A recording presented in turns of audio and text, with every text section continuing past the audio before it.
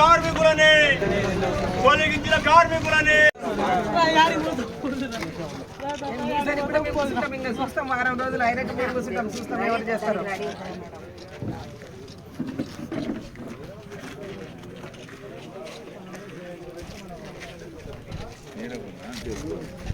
యాజమాన్యముండి వైఖరి, యాజమాన్యముండి వైఖరి, యాజమాన్యముండి వైఖరి, తొలగించిన కార్మికులని తీసుకోవాలి, మూతపడిన ఫ్యాక్టరీని